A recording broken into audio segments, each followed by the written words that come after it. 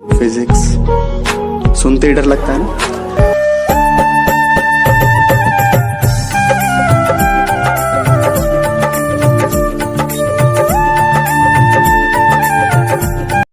नमस्ते छात्रों, आज हम कक्षा 11 विषय भौतिक विज्ञान में आपका जो चैप्टर है, चैप्टर नंबर 2 मापन और विमा, इस चैप्टर में हम आज का टॉपिक देखेंगे। तो आज का जो हमारा टॉपिक है वो टॉपिक है मात्रकों को मापने की विभिन्न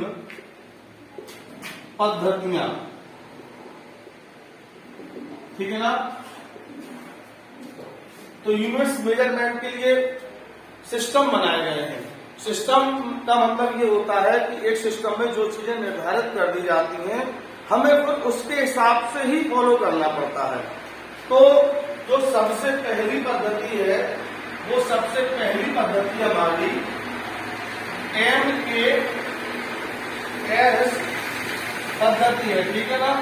MKS पद्धति, M मतलब मीटर, K मतलब किलोग्राम और S मतलब सेकेंड। चूंकि यांत्रिकी में यानी भौतिक विज्ञान की वो शाखा जिसमें वर्क डन होता है, मुख्य रूप से 3 राशियों की सबसे ज्यादा आवश्यकता होती है: लंबाई, द्रव्यमान और समय। इन 3 राशियों का हम मुख्य रूप से मेजर करते हैं। तो ये जो MKS पद्धति है उसमें लंबाई जो है वो मापी जाती है मीटर में, द्रव्यमान जो है द्रव्यमान मापा जाता है किलोग्राम में, और जो समय है वो समय मापा जाता है आपका सेकंड में। तो इस सिस्टम का यह मतलब हुआ कि अगर हम लंबाई मीटर में ले रहे हैं तो मजबूरी है हमारी कि हमें द्रव्यमान किलोग्राम में ही लेना पड़ेगा। अगर किसी सवाल में लंबाई मीटर में रखे हैं और द्रव्यमान ग्राम में रखा तो आप समझ लो कि आपका सवाल 100% गलत है, और समय सेकेंड में। तो ये मेन पद्धति है जिसका स्टैंडर्ड तौर पे यूज होता है कोई फिजिक्स में। ठीक है ना। दूसरी जो आपकी पद्धति है, दूसरी पद्धति है CGS पद्धति। तो CGS पद्धति का मतलब क्या है? इसमें भी वही जो लंबाई लेते हैं हम वो लंबाई लेते हैं सेंटीमीटर में, जो द्रव्यमान लेते हैं हम वो द्रव्यमान लेते हैं हम किलोग्राम, जी मतलब ग्राम में, और जो समय है वो समय लेते हैं हम सेकेंड में। ठीक है ना। ये दूसरा सिस्टम हुआ आपका जिसको हम CGS पद्धति के नाम से जानते हैं।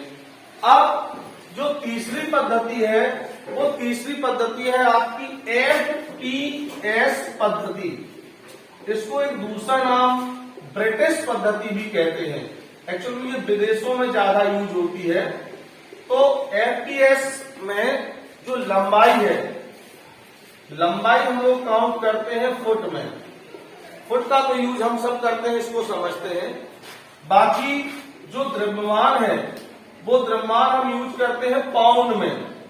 तो ये पाउंड का प्रचलन विदेशों में बहुत है, और कभी आपने न्यूज़पेपर में पढ़ा हो, उनकी घटना आती है उन्होंने इतने पाउंड का केक बनाया। बाकी जो वेट लिफ्टिंग या जो जिम के सामान आते हैं उनका वजन मोस्टली पाउंड में ही होता है कि इतने पाउंड का है। 1 पाउंड तकरीबन 467 ग्राम के समथिंग होता है। ठीक है ना।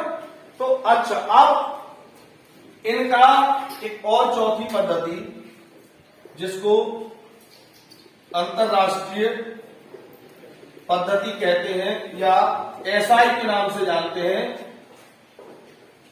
इंटरनेशनल सिस्टम कह लो या system of the international units कह लो। तो ये अंतरराष्ट्रीय पद्धति है, और अंतरराष्ट्रीय जो SI पद्धति है ये वास्तव में ये MKS पद्धति का बृहत रूप है, लार्ज फॉर्म। कैसे? MKS पद्धति में टोटल कितनी राशियां थी? 3, जबकि SI पद्धति में 7 राशियां हैं। कितनी? 7 राशियां।